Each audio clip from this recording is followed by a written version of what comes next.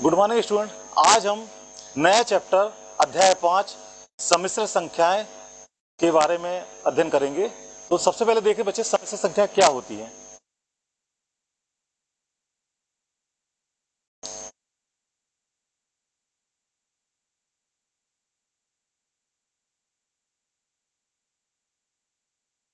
तो हम यहां पर कॉम्प्लेक्स नंबर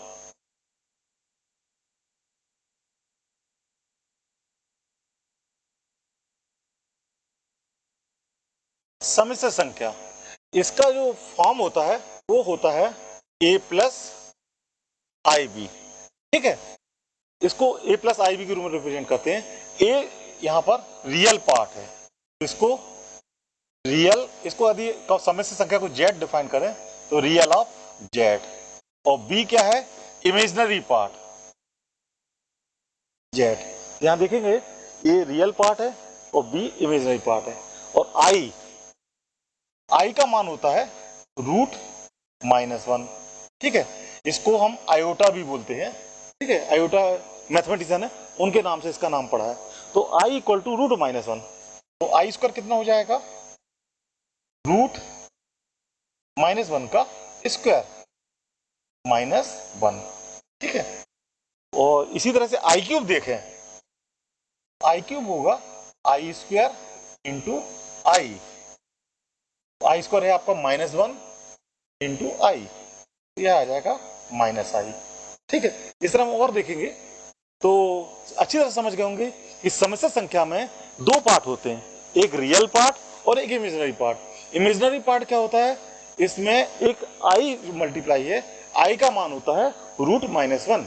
तो यह संख्या आपकी कॉम्प्लेक्स नंबर है, यानी प्योर रियल नंबर और इमेजिनरी नंबर, दो संख्याओं का मिश्रण, उसको कॉम्प्लेक्स कहते हैं। ठीक है, अब हम आते हैं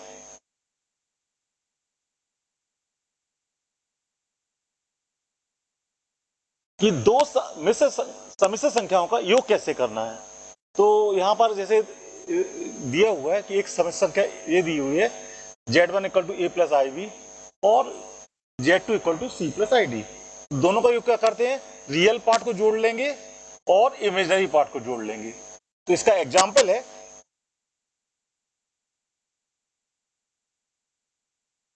यदि हम z1 लेके चलें 4 + 5i और z2 इक्वल टू लेके चलते हैं 6 + 9i, तो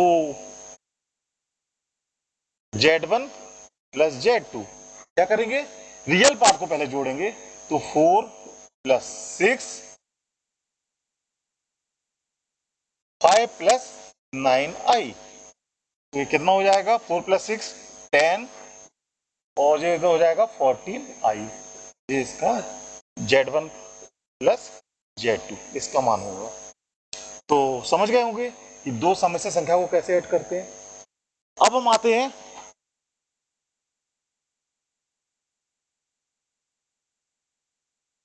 ये कुछ प्रॉपर्टीज है इनके बारे में, कि इनको नोट कर लेंगे कि संबरक का नियम, संबरक यानी क्लोजर नियम कहलाते हैं इसको, क्लोजर क्या होता है कि दो सम्मिश्र संख्याओं का योगफल भी एक सम्मिश्र संख्या होती है। यदि दो संख्या को जोड़ें कॉम्प्लेक्स नंबर को, तो भी हमको कॉम्प्लेक्स नंबर मिलते हैं। क्लोजर नियम क्रमबरी में क्या होता है कि यदि हमने z1 में z2 को ऐड किया और या z2 में z1 को ऐड, दोनों के मान बराबर आते हैं, इसको क्रमबरी में नियम कहते हैं।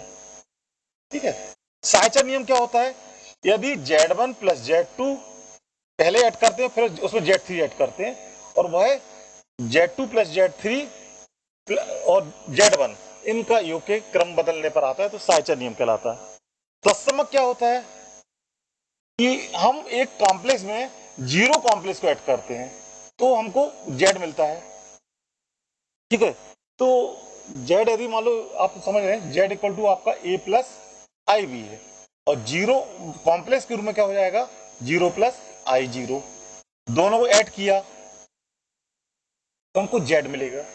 ठीक है, और प्रतिलोम क्या होता है, प्रतिलोम यदि हमने z equal to a plus i भी लिया, ठीक है, तो -z क्या हो जाएगा, -a प्लस और z और इसको हम माइनस जेड को ऐड करें, क्या आ जाएगा 0 प्लस आई जीरो, यानी जीरो कॉम्प्लेक्स।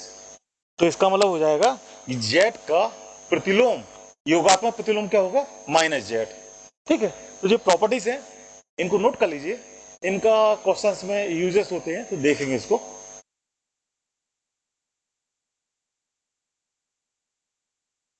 अब हमको दो कॉम्प्लेक्स का अंतर देखना है। तो इसका अंतर आपको जैसे योग करते हैं वैसे ही करेंगे, जैसे यदि हमने जेड वन इक्वल टू लेके चल रहे हैं 4 प्लस 6i, और जेड टू इक्वल टू लेके चलते हैं 2 प्लस 4i। तो z one minus z two कैसे निकालेंगे, 4 माइनस 2, 6 माइनस 4i, कितना आ जाएगा 2 प्लस 4i। आपको इस तरह से दो कॉम्प्लेक्स को घटा सकते हैं। Clear.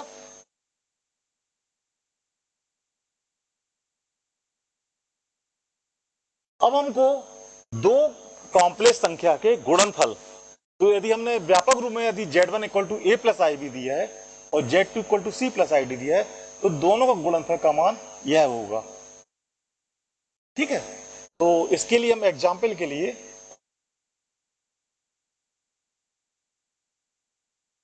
Z one equal to लेके चलते हैं 4 प्लस 2i, और जेड टू इक्वल टू लेकर चलते हैं 2 प्लस 3i। अब हम दोनों को मल्टीप्लाई करते हैं, तो z one into z two कितना हो जाएगा 4 plus 2i into 2 plus 3i।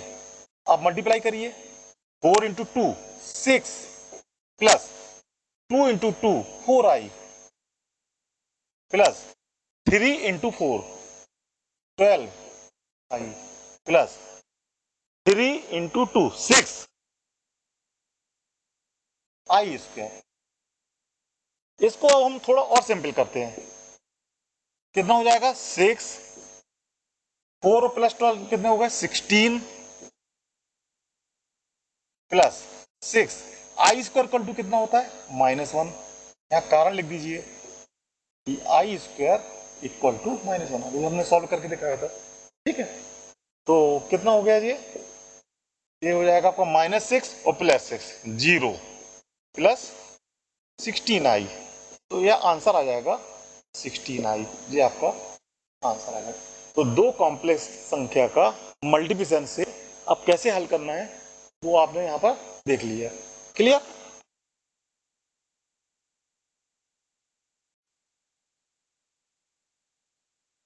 अब हम दो समस्या संख्याओं का भागफल देखेंगे।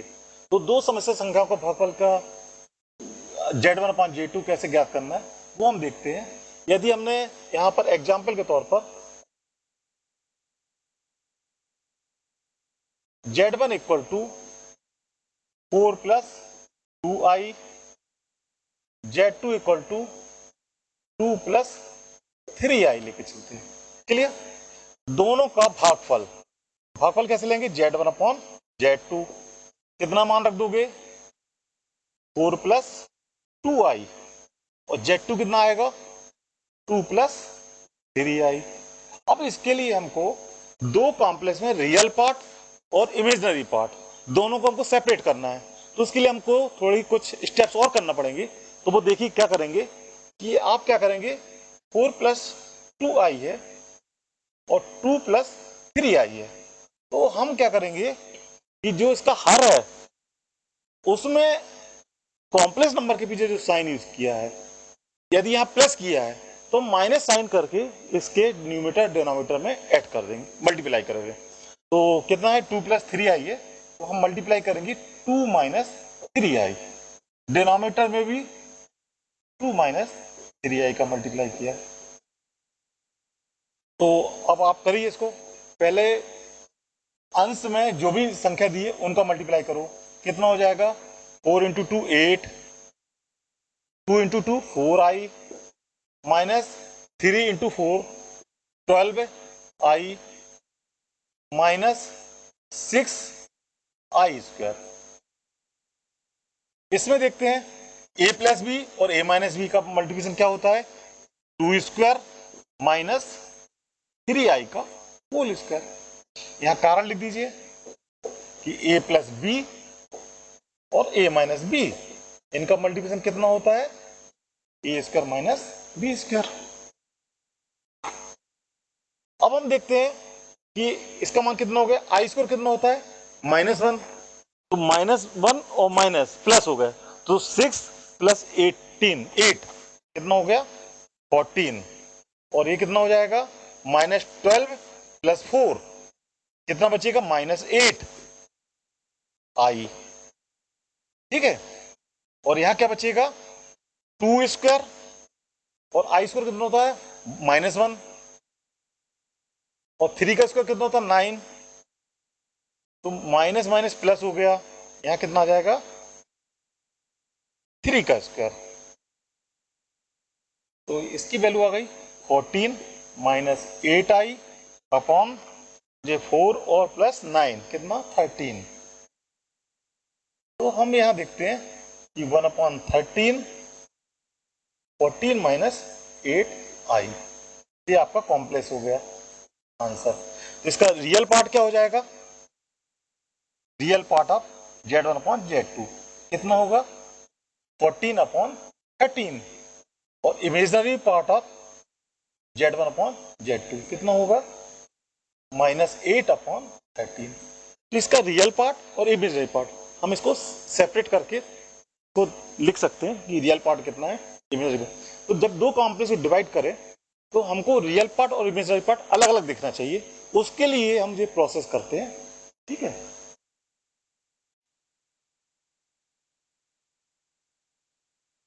ये आई की घात के क्वेश्चन है, जब हम इनको क्वेश्चन करेंगे तो इनकी जरूरत पड़ेगी। आई की पावर 0, आई की पावर 0, किसी भी संख्या की घात 0 रहेगी उसका मान 1 होगा, और आई इक्वल टू कितना होता है, ये इसका मान होता है वर्गमूल -1, जब हम बता चुके अभी आई स्क्वायर -1 का रूट है, इसका स्क्वायर करेंगे इसका मान आएगा -1। आई क्यूब कैसे निकालेंगे, आई स्क्वायर इंटू आई, आई स्क्वायर कितना होता है -1 इंटू आई, कितना हो जाएगा -i, clear. I4 i square into i square, -1 into -1 equal to +1।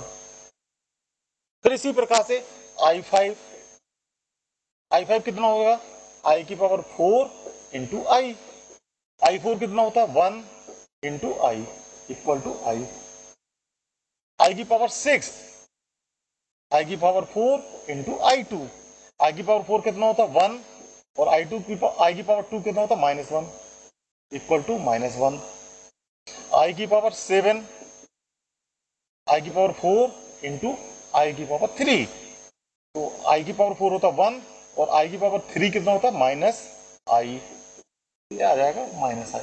इसी प्रकार से रोटेशन चलता रहता है, आप चाहे आई की घात 7 रखें, फिर 8 रखें, चाहे 9 रखें, इनके मान आपको या तो 1 मिलेगा, या -1 मिलेगा, या i मिलेगा, या -i मिलेगा, चार में से पांचों प्रकार इसमें नहीं मिलता है, ठीक है।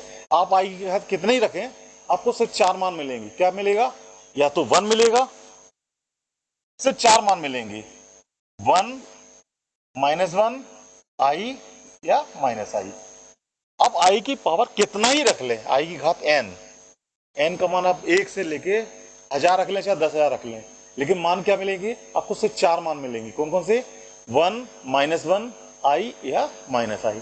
तो हम जब क्वेश्चन करेंगे इसके तो इन प्रॉपर्टीज का यूज इसमें करना पड़ता है, इसको जरा ध्यान से प्रैक्टिस करें इसकी।